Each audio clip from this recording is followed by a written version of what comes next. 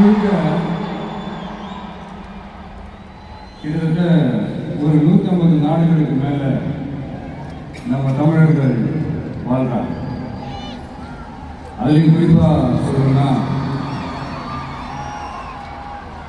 இலங்கைக்கு அடுத்தபடியாக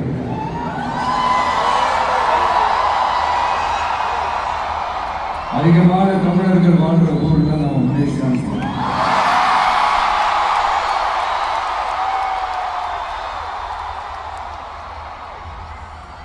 நம்ம தமிழர்கள் தான் உலகத்தில் எந்த நாட்டுக்கு போனாலும் அவங்க சொந்த நாடாவே நினைச்சு உழைக்க ஆரம்பிச்சிருவாங்க.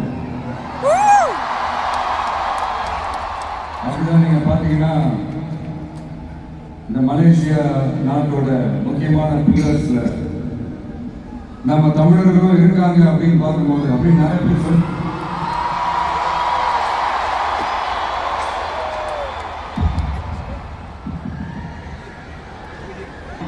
நிறைய பேர் சொல்லி கேள்விப்படும் போது உண்மையிலே ரொம்ப சந்தோஷமா தான். இங்க இருக்கிற முருகன் கோயிலுக்கு மலையக்காரங்க காவடி எடுத்துட்டு போறாங்க.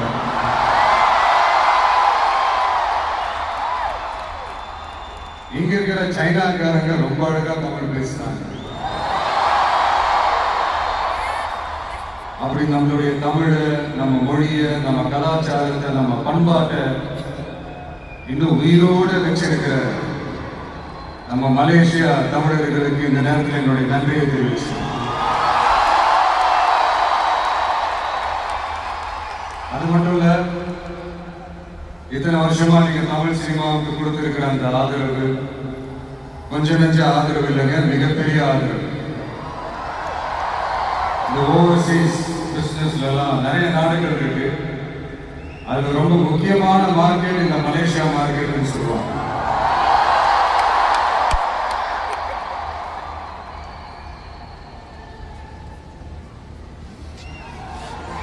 அது மட்டும் இல்ல, இங்க நிறைய ஷூட்லாம் வந்திருக்கும். சில படங்களுடைய பேரை கேட்டாலே மலேசியா தான் ஞாபகம்.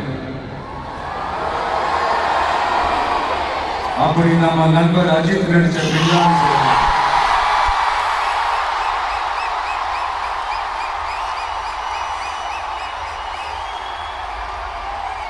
இன்னும் நிறைய படங்கள் இருக்கு. என் படங்கள்ல காவலன், குருவிலாம் இங்க ஷூட் வந்தப்போ ரொம்பவே சப்போர்ட்டிவா இருந்திருக்கு. யாரும் ஊரே யாவரும் கேட்டிருந்தாங்க, நீங்க தாங்க. அப்படிப்பட்ட இந்த மலேசியாவில் இந்த ஜனநாயகன் படத்தினுடைய அது சொல்லாமா வேணாமான்னு தெரியல, என்னோட கடைசி படமான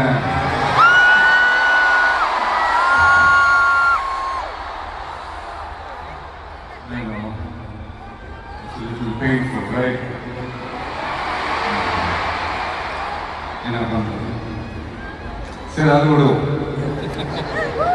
இந்த ஜனநாயகன் படத்தினுடைய இந்த ஆடியோ லான்ச் அணியோட கான்செப்டையும் சேர்ந்து நடக்கிறது உண்மையிலே ரொம்ப பெருமையா இருக்கு. இவ்வளவு தூரத்தில் இருந்தாலும் இங்க இருக்கிற என்னுடைய ரசிகர்கள், இங்க இருக்கிற என்னுடைய ஊடக நண்பர்கள், இங்க சோசியல் மீடியாவில் ரொம்ப ஆக்டிவா இருக்கக்கூடிய நம்ம நண்பா நன்றிகள்,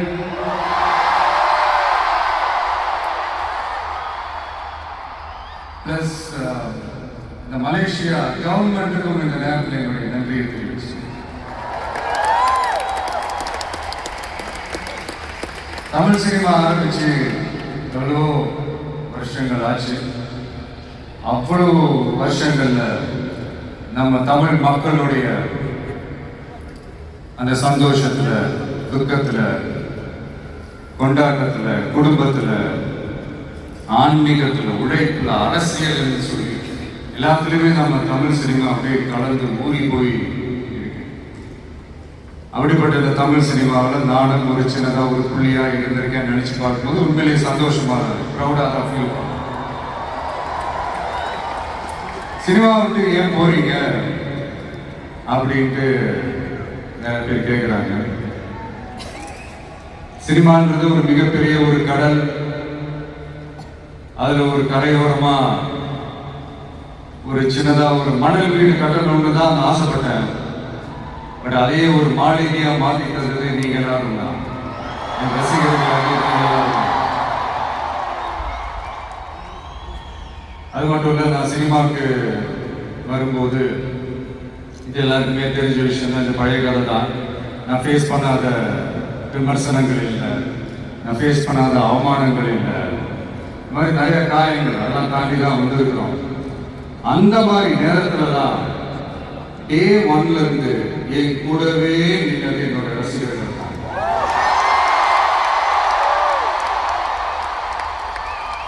ஒரு நாள் 2 நாள் இல்லைங்க, கிட்டத்தட்ட ஒரு 30-33 வருஷத்துக்கு மேலே என் கூடவே நின்றுக்கிறாங்க. அதனாலதான் நான் என்ன டிசைட் பண்ணேன்னா, அடுத்த 30-33 வருஷத்துக்கு அவங்களோட நான் நிற்கிறேன்னு முடிவு பண்ணேன்.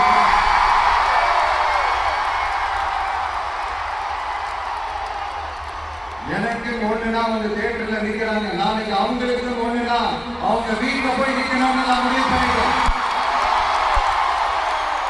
இதுதான் காரணம். எனக்காக எல்லாத்தையும் விட்டுக் கொடுத்த என்னுடைய ரசிகர்களுக்காக நான் சினிமாவையே விட்டுக் கொடுக்கிறேன். இந்த விஜய் சும்மா நன்றின்னு சொல்லிட்டு போறவன் கிடையாது, நன்றி கடனை தீர்த்துட்டு தான் போவான்.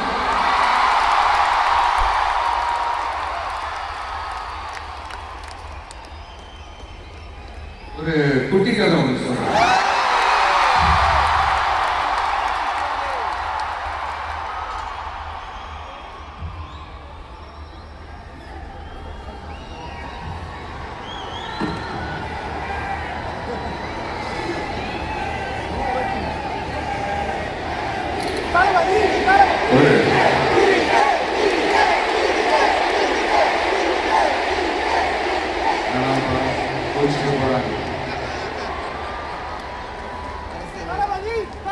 ஒரு குட்டி கதை மாதிரி ஒரு ஆட்டோக்காரர் ஒரு கர்ப்பிணி பெண்ணை ஆட்டோவில் ஏற்றிட்டு ஹாஸ்பிட்டலுக்கு போறாங்க. பெரிய மழை பெஞ்சிருக்கு. அப்போ அவர்கிட்ட இருந்த அந்த கொடையை அந்த கர்ப்பிணி பெண்ணிட்ட கொடுத்துட்டு இதை எடுத்துக்கிட்டு போவா அப்படின்னு சொல்றாங்க. அப்போ அந்த பொண்ணு சொல்றாங்க, ஆனா இது எப்படி நான் உங்ககிட்ட நான் திருப்பி கொடுக்கறது? அதுக்கு அந்த ஆட்டோக்காரர் சொல்றாரு, வேற யாருக்காவது தேவைப்படுறவங்களுக்கு கொடுத்துருமா அப்படின்னு சொல்லிட்டு அவர் போயிடுறாரு. அந்த கர்ப்பிணி பெண் அந்த கொடையை எடுத்துக்கிட்டு ஹாஸ்பிட்டல் வாசலுக்குள்ள போகும்போது அந்த வாசல்ல ஒரு பெரியவர் மழைக்கு பயந்துட்டு அப்படியே கை கட்டிட்டு நின்றுட்டு இருக்கிறாரு. அந்த கர்ப்பிணி பெண் அந்த கொடையை அந்த பெரியவர்கிட்ட கொடுத்து, ஐயா இதை எடுத்துட்டு போகையா அப்படின்னு சொல்றாங்க. அதுக்கு அந்த பெரியவர் இதே மாதிரி கேட்கிறாரு, அம்மா நீங்க யாருன்னு எனக்கு தெரியாது, எப்படிமா இந்த கொடையை நான் திருப்பி உங்ககிட்ட கொடுக்கறது? அதுக்கு அந்த பொண்ணு சிரிச்சுக்கிட்டே சொல்றாங்க, வேற யாருக்காவது தேவைப்படுறவங்களுக்கு கொடுத்துருங்க ஐயா அப்படின்னு சொல்லிட்டு போயிடுறாங்க. உடனே அந்த பெரியவர் கொடையை எடுத்துக்கிட்டு பஸ் ஸ்டாப்புக்கு வர்றாரு. பஸ் வருது, ஏறி போகும்போது அங்க பாக்குறாங்க ஒரு பூக்காரம்மா பூவை வச்சுக்கிட்டு ஒரு அட்டையை மழைக்காக பிடிச்சிக்கிட்டு உட்கார்ந்துட்டு இருக்கிறாங்க. பெரியவர் போய் அந்த கொடையை அந்த பூக்காரம்மா கிட்ட கொடுத்துட்டு அவர் பஸ் ஏறி போயிடுறாரு. பூக்காரம்மா அந்த கொடையை எடுத்துக்கிட்டு வீட்டுக்கிட்ட வரும்போது அங்க ஒரு ஸ்கூல் படிக்கிற பொண்ணு பேக்கெல்லாம் மாட்டிக்கிட்டு மழையில ஓடி வர்றாங்க. அவங்க போய் அந்த ஸ்கூல் பொண்ணு கிட்ட கொடையை கொடுத்துட்டு, மழையில நனையாதம்மா இதை எடுத்துக்கிட்டு போங்க அப்படின்னு சொல்றாங்க. அந்த பொண்ணு தேங்க்ஸ் அப்படின்னு சொல்லிட்டு வீட்டுக்கிட்ட வரும்போது அந்த பொண்ணோட அப்பா பதட்டத்தோட வாசல்ல நின்றுட்டு இருக்கிறாரு. பொண்ணு மழையில நனைஞ்சிக்கிட்டு வரணுமே அப்படின்ட்டு. அந்த அப்பா வேற யாரும் இல்லை, அந்த ஆட்டோக்காரர்.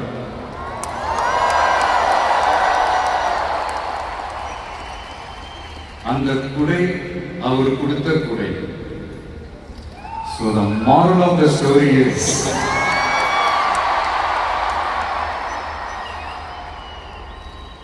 முடிஞ்ச வரைக்கும் எல்லாருக்கும் சின்ன சின்னதா ஒரு நல்லது, சின்ன சின்னதா ஒரு ஹெல்ப், அது செஞ்சு இருந்து பாருங்க. லைஃப் ஒரு மாதிரி ஜாலியா இன்ட்ரெஸ்டிங்கா இருக்கும். ஒரு ஃபேமஸ் சேயிங் ஒன்று இருக்கு, வெள்ளத்துல தவிக்கிற ஒருத்தருக்கு நீங்க படகு கொடுத்தீங்கன்னா பாலைவனத்துல நீங்க தவிக்கிறப்போ அது ஒட்டகமா வந்து நிற்கும். இப்ப யாராவது உங்களுக்கு ஏதாவது கெடுதல் செஞ்சுட்டாங்கன்னு அதை நீங்க பழி வாங்கிட்டீங்கன்னு நினைக்கிறேன். அந்த நாள் முழுக்க நீங்க சம மகிழ்ச்சியா இருப்பீங்க. எப்படி பார்த்தல, எப்படி பழி வாங்கினேன். ஆனா அதே மனுஷனை மன்னிச்சு விட்டு பாருங்க, வாழ்நாள் முழுக்க நிம்மதியா இருக்கு. அதனால யாரையும் கஷ்டப்படுத்துறதுக்கோ, யாரையும் அவமானப்படுத்துறதுக்கோ, யாரையும் பழி வாங்குறதுக்கோ இல்லைங்க இந்த வாழ்க்கை. நான் முடிஞ்ச வரைக்கும் முன்னாடியே சொன்ன மாதிரி சின்ன சின்னதா ஒரு நல்லது, ஒரு சின்ன சின்னதா ஹெல்ப் இது செஞ்சு பாருங்களேன். எங்கேயோ ஒரு இடத்துல ஃபியூச்சர்ல உங்களுக்கு இது கை கொடுக்கும் அப்படின்னு நான் நம்புறேன். பிடிச்சிருந்தா எடுத்துக்கங்க, இல்லைன்னா விட்டுருங்க. Free advice. இப்போ இந்த event, the hero of this event வருவோம், மிஸ்டர் அனிருத். அவருக்கு நான் ஒரு பேர் வைக்கலான்னு இருக்கேன். MBS. Anybody? Ramya, can you guess? Vijay, can you guess? MDS.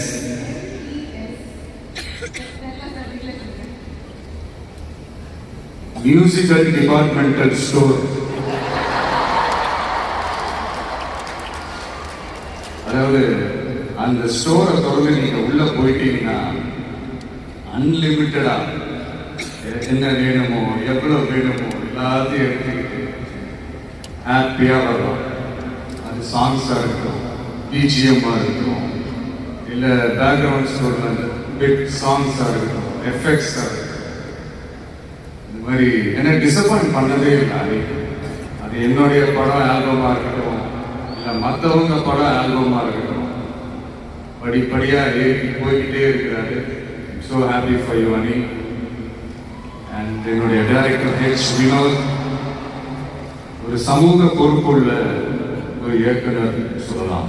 ஒரு கமர்ஷியல் படமாகவே இருந்தாலும் அதுல ஒரு சமூக பொறுப்புள்ள விஷயங்கள் சொல்லணும், சில நல்ல ஐடியாலஜிக்கல் விஷயங்களை சொல்லணுன்றதுல ரொம்ப கவனமா இருப்பாங்க. ஆல்ரெடி ரெண்டு வாட்டி படம் பண்றதா இருந்தது. அதெல்லாம் மிஸ் ஆகி ஜனநாயகன் படத்துல 2 பேரும் சேர்ந்து ஒர்க் பண்ணதுல ரொம்ப சந்தோஷம்.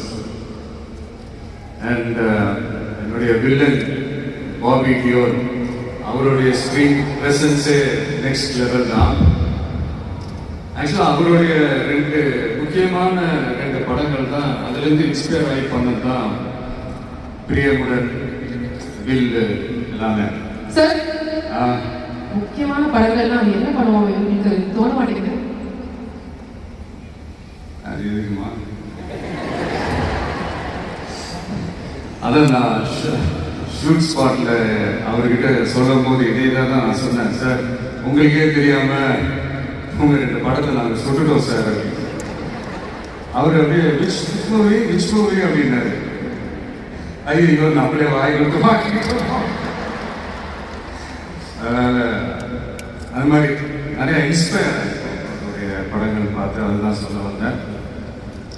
அண்ட் மமிதா ரொம்ப ஷார்ட் அண்ட் ஸ்வீட்டா சொல்லணும்னா, இன்னைக்கு இளைஞர்களுடைய டூடு மட்டும் இல்லை, இந்த படத்துக்கு அப்புறம் குடும்பங்கள் கொண்டாடும் டாட்டரா கூட மாறிடுவாங்க அப்படின்னு தான் நான் நினைக்கிறேன்.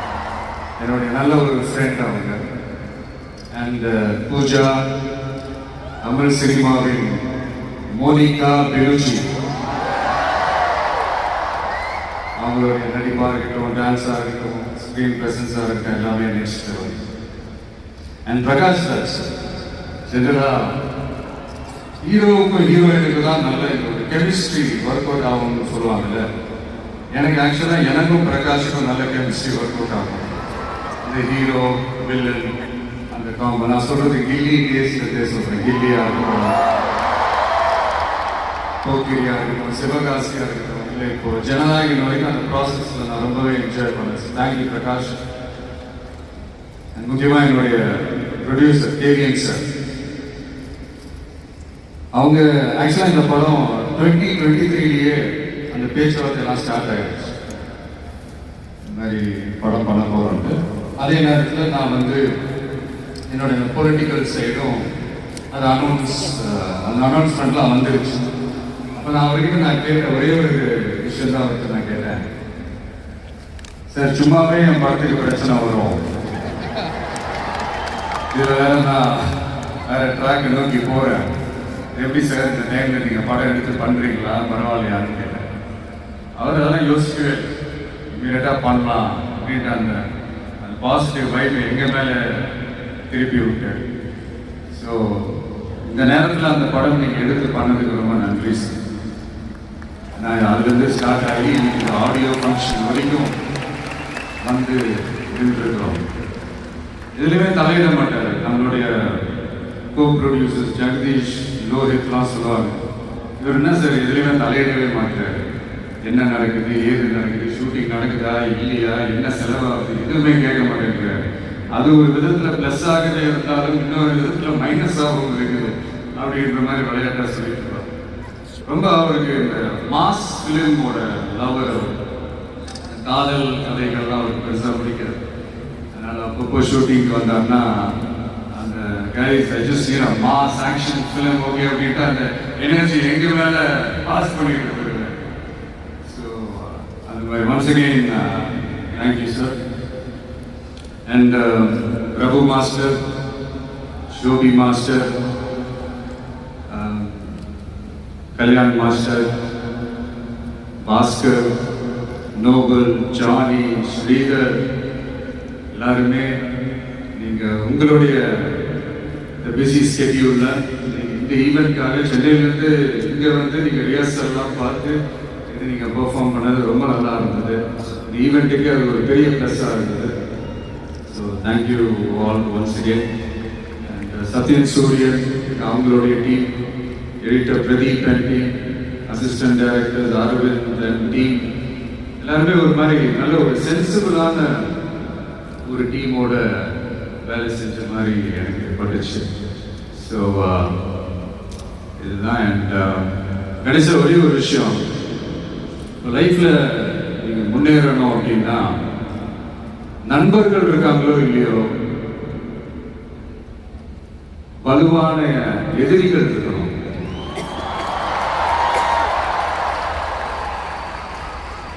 சும்மா வர்றவங்க போறவங்களால ஏற்றுட்டு இருக்க முடியாது இல்லையா? வலுவா இருக்கிறவங்கள தானே எதிர்க்க முடியும். அப்போதானே நாம ஜெயிக்கிற அளவுக்கு வலிமையா இருக்கோம்னு அர்த்தம். இப்போ ரீசெண்டா நம்மளை பத்தி ஒரு பேச்சு ஒன்று ஓடிட்டு இருக்கு. விஜய்னா தனியா வருவாரா அணியா வருவாரா?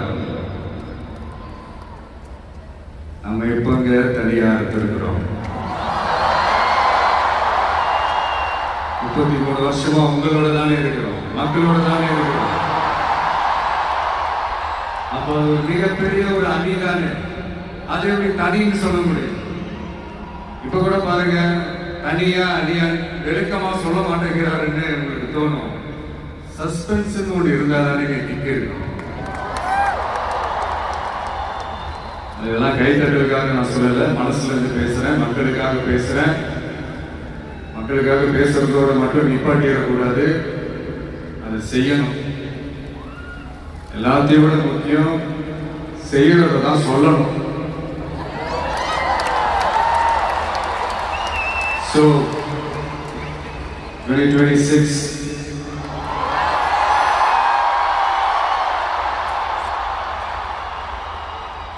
history repeats itself.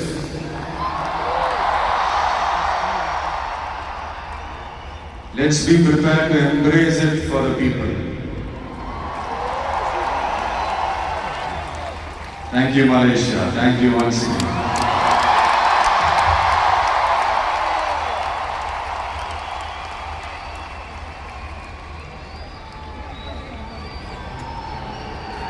Najukulangu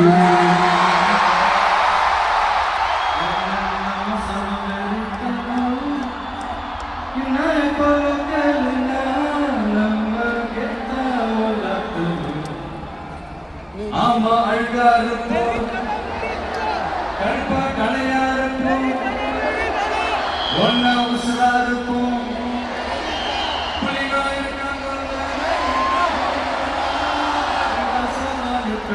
என்னோட இல்லாமல் யார் दौलत नील दौलत तारे नीले आग नंबारी निज कुल गुरी ये नम समवेदिका विनय कोलो के ना नम गेताए लेलो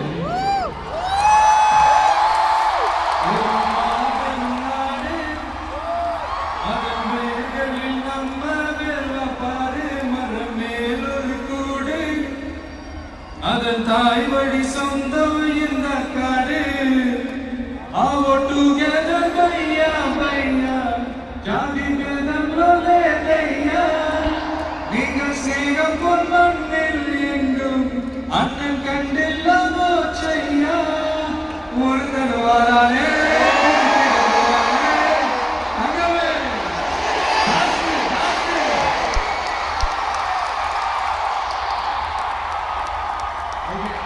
உங்களுக்காக போரா கட்சியா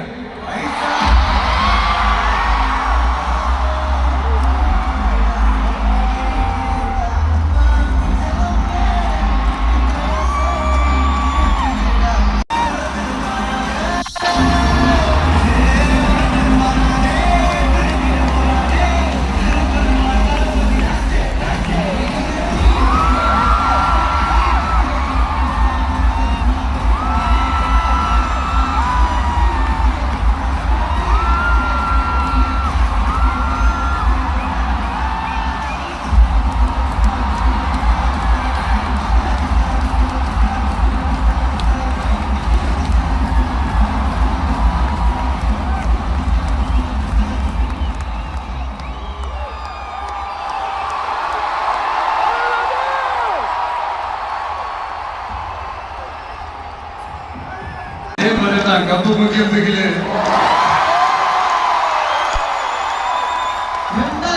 2026 அதுக்கான பதில் என்ன? சார் கடைசியா ஒரு சில வார்த்தைகள் நாங்க சொல்றோம். அது சொல்லும்போது உங்க மனசுல என்ன தோணுது அப்படின்னு கொஞ்சம் நீங்க சொன்னீங்கன்னா நல்லா இருக்கும். முதல்ல கடவுள்.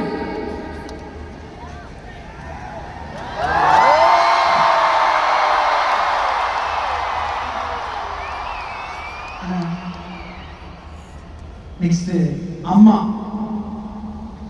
கடவுள். அடுத்தது சார் துரோகம். ரமணா படத்துல ஒரு டைலாக் ஒன்று வரும், தமிழ்ல எனக்கு பிடிக்காத ஒரே வார்த்தை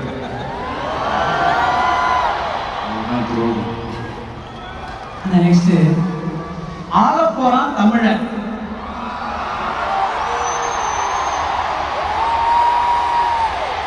சீக்கிரமே நடத்தி காட்டுவாங்க. அடுத்தது சார் நீ பற்ற வைத்த நெருப்பொன்று. நீ பற்ற வைத்த நெருப்பொன்று. ஒரு ஒளி ஒன்று பிறக்கும், அந்த ஒளி நம்மளை வழி நடத்தும்.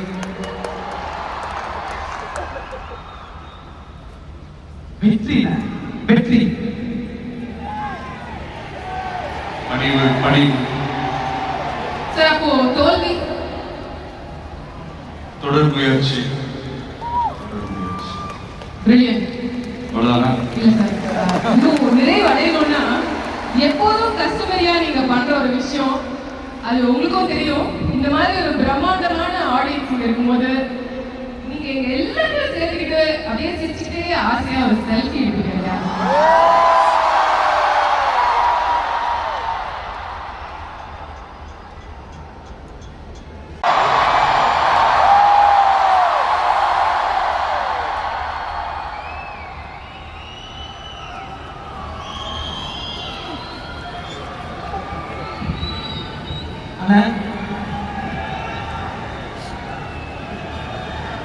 அண்ணா ஒரே ஒரு ஒரே ஒரு ஆசை.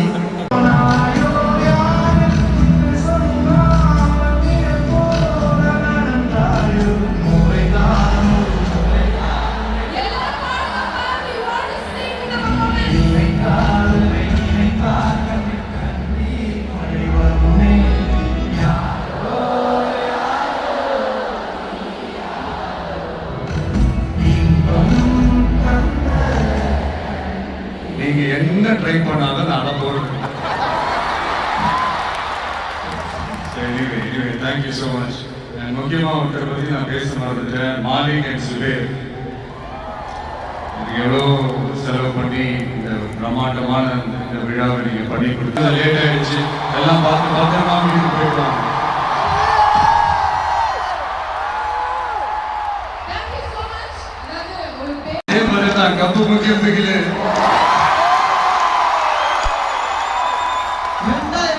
2026 அதுக்கான பதில் என்ன? கடைசியா ஒரு சில வார்த்தைகள் நாங்க சொல்றோம். அது சொல்லும் போது உங்க மனசுல என்ன தோணுது அப்படின்னு கொஞ்சம் நீங்க சொன்னீங்கன்னா நல்லா இருக்கும். முதல்ல கடவுள்.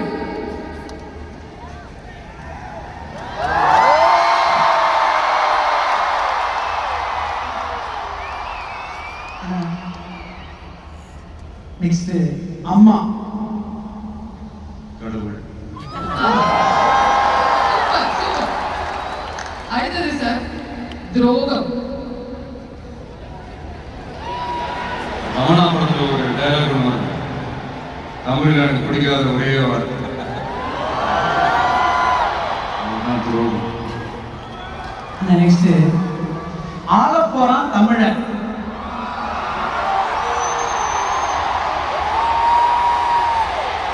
சீக்கிரமே நடத்தி காட்டுவாங்க. அடுத்தது சார் நீ பற்ற வைத்த நெருப்பொன்று. ஆமா. நீ பற்ற வைத்த நெருப்பொன்று. ஒரு ஒளி ஒன்று பிறக்கும். அந்த ஒளி நம்மளை வழி நடத்தும்.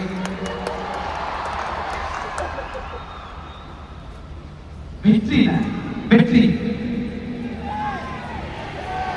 பணிவு பணிவு. சார் அப்போ தோல்வி. தொடர் முயற்சி. பிரில்லியன்ட்.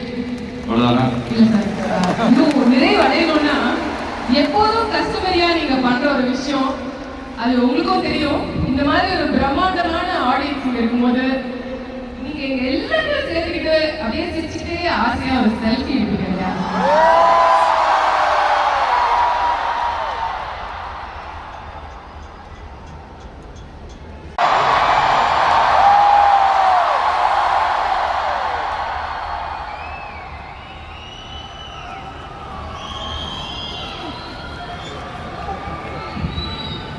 அண்ணா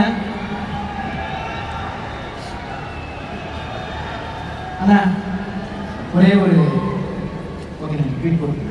ஒரே ஒரு ஆசை.